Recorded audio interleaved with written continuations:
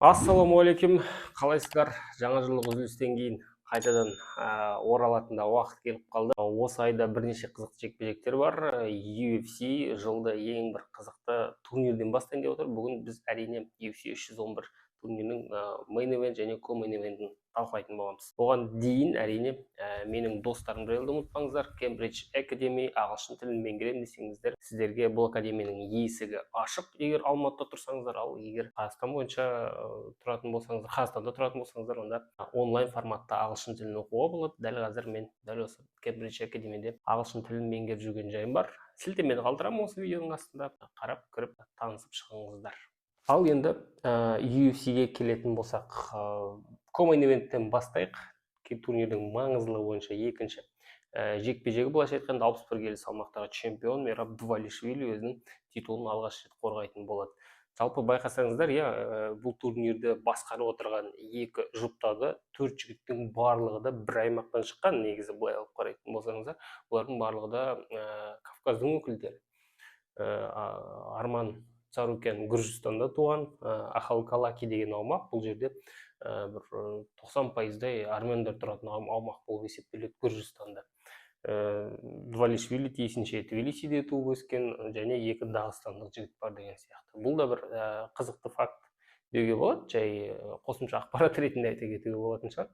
Түртіп отыратын дүние негізінен қазір аралас жекпе-жек әлемін қай жақ, қандай мемлекеттер, қандай халықтар басып алып жатыр деген сияқты әрі қарай теория өрбітіп жіберуге болады. Көре жатамыз, алдағы уақытта бәлкім талқылап көреміз бе бұндай тақырыптарды. Ал бұл турнирге жекпе-жек көрілетін болсақ, енді Двалишвили үшін ең бір тізімнің соңында тұрған қарсыластың бірі еді. Двалишвили үшін ең алдымен, өйткені кімді қойса да әйтеуір Омар болмасын деген ой болды. Омар лайықты емес деп есептеді. Олай деуге жөні бар негізінен. Стендхедіңді ұтып бірден екінші орынға барып табан тіреді деген сияқты. Ол әлдеқайда ыңғайлы Омейлиге қарсы тіпті реванш өткізуге мүдделі болғанын айтып өтті. Тіпті Шон Омейлидің өзі де қатты бір реваншты қаламайтын сияқты. 66-ға ауысып кетуі ықтимал алдағы уақытта. Петр Янға қарсы реваншты өткізуге де тіпті ниетті екенін көрсетті, бірақ түбі UFC осындай шешім қабылдап отыр. Енді бұл жерде сондай бір титул қатты лайықты емес деуге де келмейді. Шынымен де топтарды көп жеңген жоқ, бірақ қалай дегенмен 18-0 мінсіз рекорд, оған қоса Нурмагомедовтер әулетінің өкілі. Бұл да бір былайша айтқанда тетік әсер ете алатын матчмейкинг барысында. Оған қоса менеджментте өте бір ықпалды Али Абделазиз.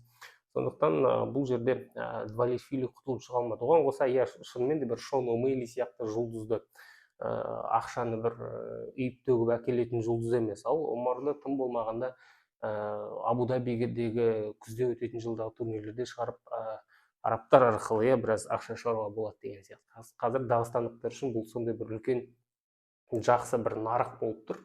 Ақша жағына келетін болсақ, Ресейдің сондай бір төлем қабілеті жоғары емес, ал осындай мұсылман халықтары Біріккен Араб Әмірлігін, қазір Сауд Арабиясы пайда болды деген сияқты. Дәл осы нарықтар арқылы өздерін монетизациялай алады. Жекпе-жек келетін болсақ, бұл жерде бірнеше фактор бар. Атап кететіндей, бұлай енді сырттан бірден алып қарайтын болсақ, шынымен де Омардың бір осал тұсы жоқ сияқты болып көрінеді. Осал тұсы жоқ емес, бар ой, қалай деген, бірақ көп емес, өте аз. Қай жағынан алып қарсаңыздар, Двалишвилиге өте ыңғайсыз қарсылас. Ең алдымен Двалишвили бұл тейкдаундармен танымал. Тейкдаун, қайта болмаса да қайрадан барып күреседі. Тіпті Олимпиада чемпионы Генри Сихудаға тейкдаун жасағандары бар. Әрине ол Сихуданың күресінен ештеңе де қалған жоқ. Ол 2008 жылы Бейжің Олимпиадасынан кейін, бірақ қалай дегенмен Олимпиада чемпионы бұл күресте. Ал енді Омарды алып қараңыздар, 100% тейкдаун дефенс, яғни тейкдауннан қорғану 100%. Осыған дейін жекпе-жектердің біреуінде де бірде-бір қарсылас тейкдаун жасай алмаған. Сондықтан бұл жерде әрине өте қиын болады. Тейкдаун жасағанмен, сосын көріңіздер, мен бұл жерде грэпплингке келеміз, тірелеміз. Жарайды, тейкдаун жасады, ары қарай не басталады? Ары қарай позициялық жұмыс басталады. Позициялық жұмысқа келген кезде Двалишвилидің осал тұстары көп. Енді кейбіреудің теориясы бар, мысалы ағылшын тілді нелерді оқысаңыздар, форумдарда кейбір жерде жазады, сол Двалишвилидің стилі сол, ол қатты партерде ұстағысы келмейді, ол бірден тұртып жіберуге тырысады, тұрғызады, қайрадан тейкдаун, тұрғызады, қайрадан тейкдаун. Енді қараңыздар, қиналып әрең Омардың өзіне тейкдаун жасағанның өзінде де ұстап қала алмайды, ұстағысы келсе де келмесе де, бар грэпплингі болса да. Сондықтан бұл жерде күрес, ең басты қару күрес. Двалишвилидің Омарға қарсы сондай бір керемет бір фишка болмайды. Көрдіңіздер ме, мәселе қайда жатыр? Басты бір бұл жерде көзір, былайша айтқанда, Двалишвилидің бұл функционалдық дайындық болушы мүмкін. 5 раундтық жекпе-жекте де тәжірибесі сәл де болса көбірек. Оған дейін машина деген лақап аты енді бекерден бекер емес қой, шынымен де функционалдық дайындық қазір жалпы UFC-дің ростерін алып қарайтын болсаңыздар, 5 раунд бойы бір қарқында жұмыс істей бере алатын спортшылар көп емес. Солардың бірден бірі Двалишвили шығар. Басты фактор осы болуы мүмкін. Әрине күрес өтпесе, осы қайта қысым көрсете беру, функционалдық арқылы қарсыластың сағын сындыру, шаршату деген сияқты. Өйткені қалай дегенмен күрес көп энергияны алып қоятын дүние. Әрине Нурмагомедовтер күреске әбден бейімделген, бірақ Омар мен мысалы Усманда бар, кішкене бұлар Хабиб пен мысалы Исламға да қатты ұқсамайды. Хабибке ең алдымен қатты ұқсамайды. Ең алдымен кеңістікті ұнататын, қашықтықта жүріп аяқпен соққы жасап жекпе-жектер өткізуге талпынатын адам Омар Нурмагомедов. Бірақ біз қалай дегенмен бұрын Омардың қатты шаршағанын көрген жоқ. Сондықтан бұл жерде ойбай функционалка шешуші рөл атқарады деуге келмейді. Бірақ солай болып шығуы ықтимал. Ондай вариант бар, былайша айтқанда. Біз көрген осал тұстарының бірі бұл бокс, қолмен соққы жасау. Муайтаймен айналысқан кезінде аяқпен соққылар жақсы қолданады, түр-түрін қолданады, лоу-киктерді жақсы жасайды деген сияқты. Бірақ бокс деген кезде біраз проблема бар. Солардың бірін біздің Бекзат Алмахан көрсетіп кетті, айтпақшы. Көрдіңіздер ме?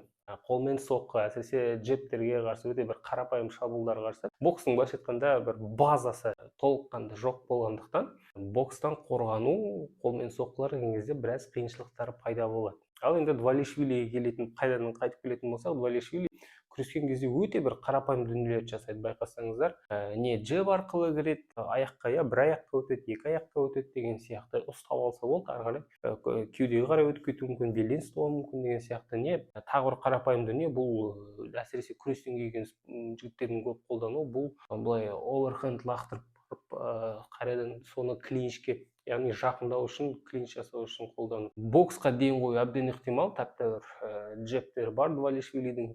Қалай дегенмен Омар бұл жерде фаворит, былайша айтқанда криптонит болып көрінеді, әлдеқайда жас, тәптір күресе алады және партерде өзін ұстатпайды. Оған қоса бойды ұзындау Двалишвилиден, яғни енді бұған аяқпен соққыларды қосыңыздар, сондықтан қашықтықта ұстау проблема болмайды. Әсіресе аяқпен соққылар арқылы, мысалы көбінесе лоу-киктерге ден қоятын шығар, джебтерді көп қолданатын шығар.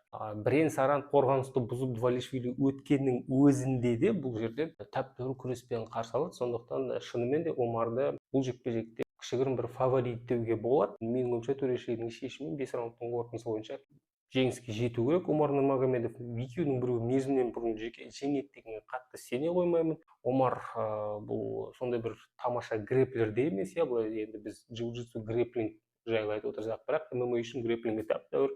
Ең алдынан бэкмаунттан біраз нәрсе жасайды. Бұл база өте бір классикалық түсінікті дүниелер. Мойынды арқадан алу деген сияқты, жалпы қолмен қылқындырудың бірнеше түрі арсеналында бар, бірақ жалпы көп қолдана қоймайды. Сондықтан бұл жерде және бір жағынан алып қарайтын болсақ, Двалишвилиде бір сабмишн машина деп айта алмайсың. Сондықтан мерзімнен бұрын жеңіске қатты күрес арқылы сене қоймаймын, ал ауыр соққы арқылы жеңіс болуы екі талай. Көпшілікпен келсем, Омар Нурмагомедовты фаворит деп көреміз. Жекпе-жек аяқталғаннан кейін тағы қорытындылап саралап көретін боламыз әрине. Ал енді басты жекпе-жекке келейік. Жеңіл салмақтағы чемпион Ислам Махачев pound for pound қазір айтпақшы әлемдегі ең үздік ММА шебері болып есептеледі. UFC-дің нұсқасы бойынша әрине өзінің 4-ші рет титулын қорғайтын болады. Бұған дейін үшеу деген негізі рекорд. Жеңіл салмақта Хабиб 3 рет қорғап кетті. Оған дейін 1-2 жігіт 3 рет қорған, қазір дәл есімде жоқ. Қателеспесем BJPен болу керек. Жарайды, ол қатты маңызды да емес. 4 рет қорғау титулды, бұл біріншіден рекорд. Екіншіден бір қызығы, Ислам Махачев титул алған жекпе-жектен бастап, яғни вакантты титулға Чарльз Оливейрамен таласқан кезден бастап барлық жекпе-жектерде бонус алып келе жатыр. яғни не performance of the night, иә, күшті жекпе-жек өткізген үшін не fight of the night, яғни кештің ең жекпе-жегі деген сияқты. Барлық жекпе-жектер, яғни 4 бонус қатарынан алып келе жатыр. Бұл ең алдымен исламның күрестен кішкене бас тарта бастауымен байланысты да шығар деп ойлаймын. Әсіресе соңғы титулдық жекпе-жектерінде соққыға көп ден қойды, қолдан ауыр, аяқтан да ауыр соққы жасай алатыны байқалып отыр. Оливейраны нокдаунға жіберді деген сияқты, Хайкикпен Волкановскийді нокаутқа жіберді деген сияқты кете береді ары қарай.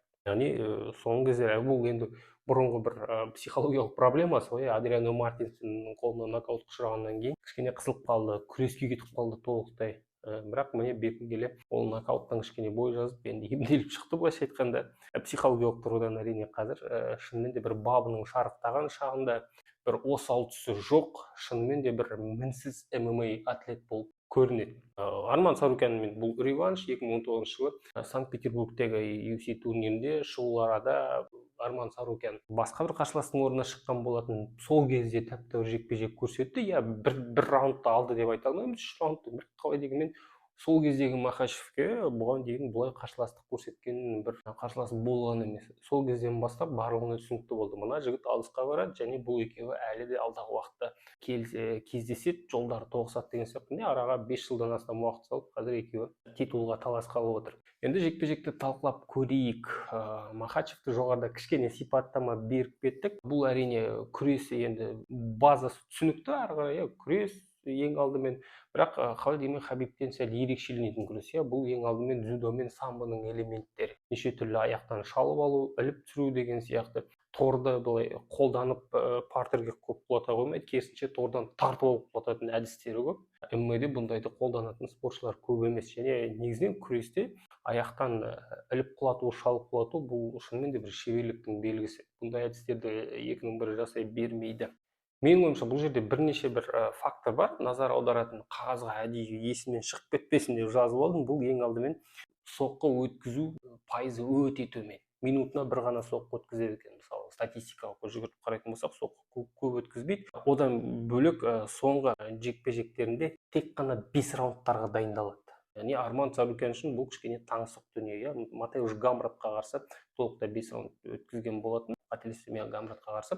Одан басқа сондай бір қиын, ауыр жекпе-жектер болмаған, 5 раундтық жекпе-жектер болмаған, 5 раундты өтпеген. Көрдіңіздер ме? Бұл өте маңызды фактор, менің ойымша шешуші рөл атқаруы мүмкін. Исламның жаңағы арсеналы жайлы айтып кеттік. Бұл қазір соңғы кездері шынымен де кикбоксингті аяқты қоса бастаған, толықтай өзінің бабының шарықтаған шағына жетіп тұрған чемпион, және қазір бұл жігітті біреу орнынан кетіре алады дегенге сүйену қиын. Бірақ енді соңғы жекпе-жектеріндегі титул жекпе-жектерінде оппозицияны алып қарайтын болсаңыздар, бұл жерде тиісуге болады, жарайды, Чарльз Оливейра, сөз жоқ. Бірақ оны Сарукян да ұтты. Сосын 65-тің чемпионы бұл бой аласа, сенің салмағың емес деуге де болады.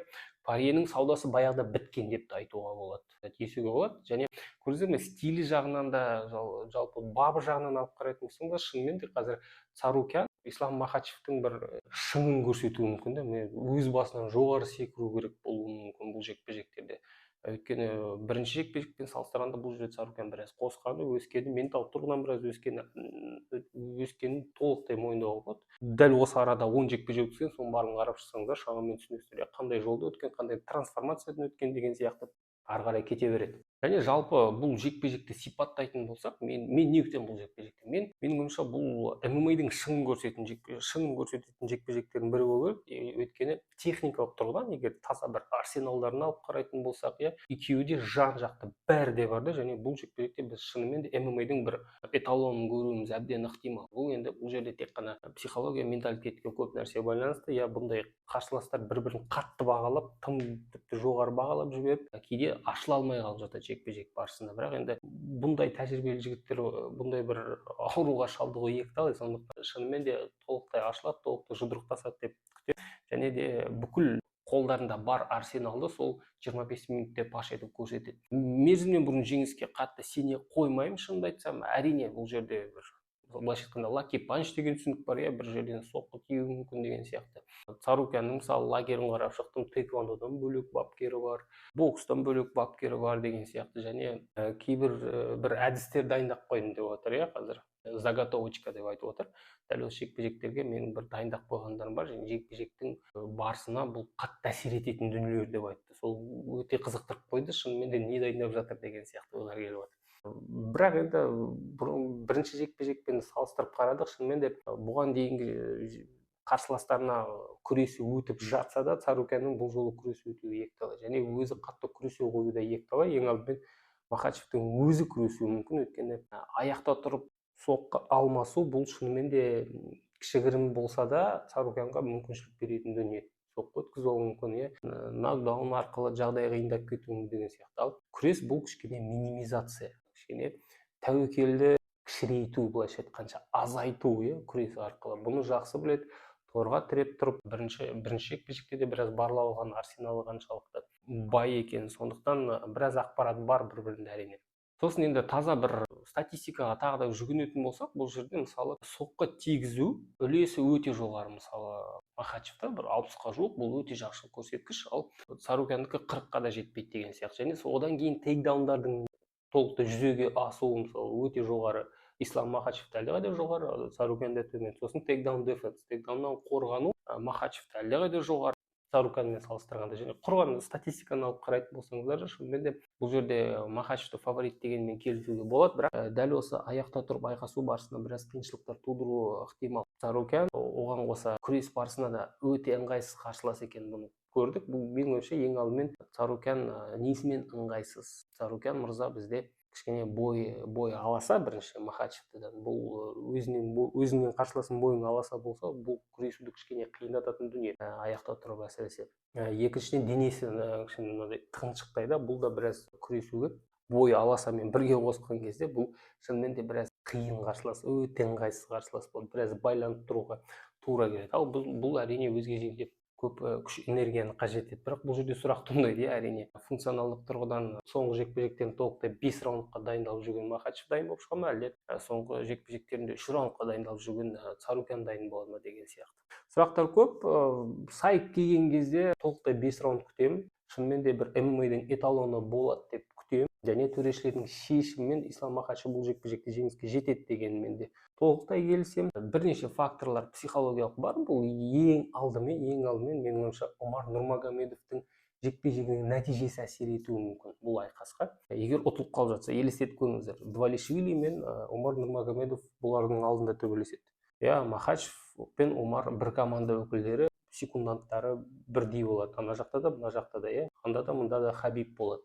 Хавьер болуы мүмкін. Егер Омар ұтылып қалса, эмоционалдық фон қандай болады ол жерде? Өзінің командаласы бауыры, былайша айтқанда, ұтылып қалған кезде бұл Махачевтің өзіне де әсер етуі мүмкін.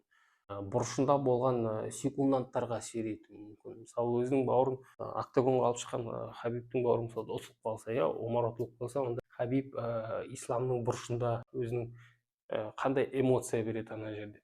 Өзі арқылы негатив беріп жібермейді. Енді психологияға үңілмейік, бірақ ондай факторлар болуы мүмкін, өйткені бұл сондай бір өте жоғары деңгейдегі спорт, жоғары жетістіктер спорты. Бұл жерде сондай бір ұсақ-түйек дүниелер барлығын өзгертіп жіберуі мүмкін, түбегейлі. Менің ойымша осындай бір қараған кезде көзге ілікпейтін, бірақ сондай бір маңызды фактор бар сияқты. Екі бірдей команданың өкілі, бір команданың өкілі, екеуі қатардан төбелескен. Әсіресе осындай бір маңызды жекпе-жектер, титул жекпе-жектер таласқаны бұл команда үшін шынымен де эмоциялық тұрғыдан өте үлкен сынақ. Сондықтан бұл жерде Омардың жекпе-жегіне де біраз нәрсе байланысты болады менің ойымша. Күтейік жекпе-жектің қорытындысын. Жалпы бұл картта бірнеше қызықты жекпе-жектер бар. Өзбекстандық Богдан Гуськов шығады. Рене де Ридер деген Нидерланды жігіті бар, өте жақсы атлет. Уанның 2 дүркін, 2 салмақта чемпионы болған. 2 жеңілісі бар, екеуінде де Малыхинге ұтылды титулдарын, бірақ орта салмағы үшін жап-жақсы, жан-жақты спортшы. Екінші жекпе-жегін өткізеді UFC-де. Сол спортшының жекпе-жегіне назар аударуға кеңес беремін. Жалпы нөмірлі турнир үшін тәп-тәуір жинақталған карт, және ең бірінші жекпе-жекте Тагир Уламбеков шығады. 8-0 деген америкалық проспект. 2 жекпе-жек өткізілген UFC-де тәп-тәуір келе жатқан. Бұл жекпе-жекке де назар аударуға, өйткені 57-де біздің 2 бірдей жігітіміз UFC-де бар. Сондықтан мен үшін бұл жекпе-жекте қызық. Комментарийге кіріп шығыңыздар, өз ойларыңызды ортаға салып отырыңыздар. Жалпы келе жатқан турнир жайлы ойларыңыз қандай?